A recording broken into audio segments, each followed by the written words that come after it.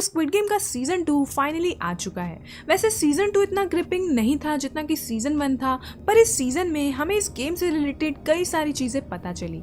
इसके अलावा हमें फ्रंट मैन की बैक स्टोरी भी पता चली और आई एम श्योर आपके मन में उसको लेकर बहुत सारे सवाल होंगे कि आखिर फ्रंट मैन गीहुन को इस गेम में पार्टिसिपेट क्यों करने देता है, जबकि वो अच्छी तरह से जानता था कि गीहुन इस गेम को रोकना चाहता है। वो खुद भी इस गेम में प्लेयर 001 बनकर पार्टिसिपेट करता है।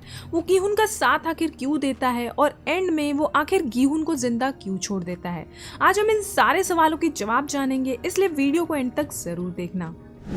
तो स्क्विड गेम 2 की कहानी वहीं से शुरू होती है जहां पर स्क्विड गेम 1 खत्म हुई थी।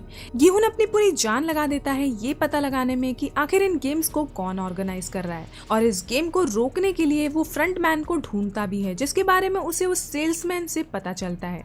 गीहुन फ्रंट मैन तक पहुंचने की कोशिश भी करता है और ये भी कोशिश करता है कि वो उसे खत्म कर दे ताकि ये सारे गेम्स बंद हो जाए, पर उसकी सारी कोशिशें नाकामयाब हो जाती है और अंत में इस गेम को रोकने के लिए गीहुन इस गेम में पार्टिसिपेट करने का फैसला लेता है। पर अब सवाल यहाँ ये आता है कि आखिर फ्रंट मैन गीहुन को गेम में पार्टिसिपेट क्यों करने देता है, वो उसे तब भी ही क्यों नहीं मारता, जबकि फ्रंट मैन ये अच्छी तरह जानता था कि गीहुन इस गेम को किसी भी तरह रोक कर रहेगा।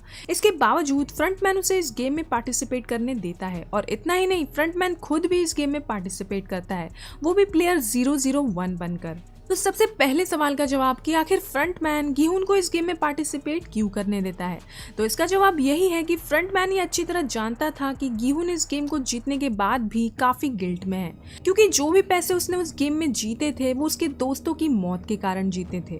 फ्रंट मैन ये अच्छी तरह जानता था कि गीहुन किसी भी तरह इस गेम को बंद करवा कर ही छोड़ेगा, इसलिए आई थिंक गीहुन को रोकने के लिए फ्रंट मैन ने उसे इस गेम में पार्टिसिपेट करने दिया, और उसे और भी ज्यादा कमजोर करने के लिए फ्रंट मैन ने खुद भी इस गेम में पार्टिसिपेट किया। यही वजह थी कि इस पूरे सीजन के दौरान फ्रंट मैन प्लेयर 001 बनकर गीहुन से दोस्ती करने की कोशिश करता है। वो गीहुन को अपने पास्ट के बारे में भी बताता है ताकि वो उसका ट्रस्ट जीत सके और बाद में गीहुन को मैनिपुलेट कर सके। गीहुन को इस गेम में वापस लाने का एक और फायदा फ्रंट मैन के लिए ये था कि गीहुन की मौजूदगी की वजह से इस गेम में एक और अनप्रेडिक्टेबल एलिमेंट ऐड हुआ। गीहुन के इस गेम को रोकने की जो कोशिश थी उसने इस गेम में और ड्रामा ऐड किया, जिससे वीआईपीज को ये गेम और भी ज्यादा एंगेजिंग लगा होगा। इस पूरे सीजन के दौरान हमें फ्रंट मैन के पास्ट के बारे में काफी कुछ पता चलता है, जैसे कि हम ये जानते ही थे कि फ्रंट मैन दरअसल डिटेक्टिव जुनहो का बड़ा भाई इन्हो है, और उसने 2015 में इस गेम में पार्टिसिपेट किया था और वो इस गेम को जीत भी चुका है। पर इस सीजन में हमें फ्रंट मैन के पास्ट के बारे में और भी कई बातें पता चली, जैसे कि इन्हो अपने छोटे भाई जुनहो की तरह ही एक पुलिस ऑफिसर था।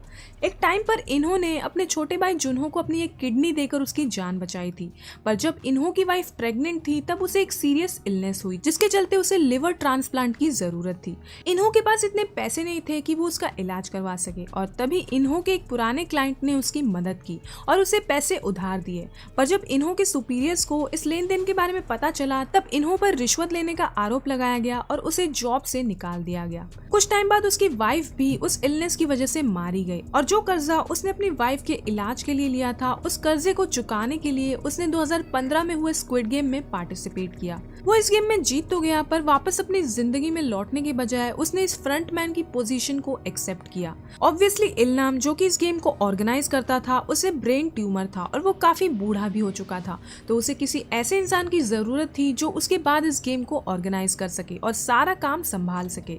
इन्होंने इल्नाम का भरोसा जीता होगा और इल्नाम ये समझ गया होगा कि इन्हो इस काम को अच्छे से आगे संभाल पाएगा, और इन्हो ये काम अच्छे से संभालता भी है। इन्हो गीहुन को रोकने के लिए खुद इस गेम में पार्टिसिपेट करता है और उससे दोस्ती भी करता है। इन्हो गीहुन का साथ भी देता है जब गीहुन कुछ प्लेयर्स के साथ मिलकर उन गार्ड्स पर हमला करता है ताकि वो फ्रंट मैन को ढूंढ सके। गीहुन प्लान के मुताबिक गार्ड्स पर अटैक करके कंट्रोल रूम तक पहुंचने की कोशिश भी करता है, पर एंड में इन्हो गीहुन को बेवकूफ बनाता है और उसके सारे दोस्तों को मार देता है, और गीहुन को ऐसे दिखाता है कि प्लेयर 001 भी मर चुका है, क्योंकि गीहुन ये नहीं जानता था कि प्लेयर 001 ही फ्रंट मैन है। आखिरकार इन्हो अपने फ्रंट मैन लुक में गीहुन के सामने आता है और उसकी आंखों के सामने ही उसके दोस्त जोंग बे को मार डालता है, पर वो गीहुन को नहीं मारता, वो उसे जिंदा छोड़ देता है। अब सबसे इम्पोर्टेंट सवाल यहाँ ये आता है कि आखिर फ्रंट मैन गीहुन को जिंदा क्यों छोड़ता है, क्यों उसने इस पॉइंट पर गीहुन को नहीं मारा। तो आई थिंक इसका रीजन ये हो सकता है कि फ्रंट मैन गीहुन को मौत से बदतर सजा देना चाहता था।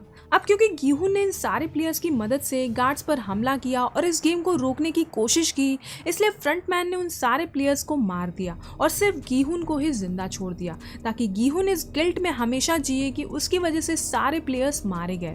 फ्रंटमैन को लगा कि ये शायद गीहून के लिए मौत से भी बदतर सजा होगी और फिर वो आगे फ्रंटमैन के अगेंस्ट जाने की कोशिश भी नहीं करेगा और ना ही इस गेम को रोकने की कोशिश करेगा। ऐसा भी हो सकता है कि फ्रंटमैन ने गीहून को इसलिए जिंदा छोड़ दिया ताकि उसकी वजह से ये गेम और भी ज्यादा एंगेजिंग बन जाए, क्योंकि नो डाउट गीहून में काफी ज्यादा हिम्मत थी। पिछला गेम जीतने के बावजूद उसने दोबारा इस गेम में पार्टिसिपेट किया और उसका इस गेम में होना ही इस गेम को काफी इंटरेस्टिंग बना सकता है। और क्या पता शायद वो गीहून का यूज करना चाहता हो आगे के गेम्स में।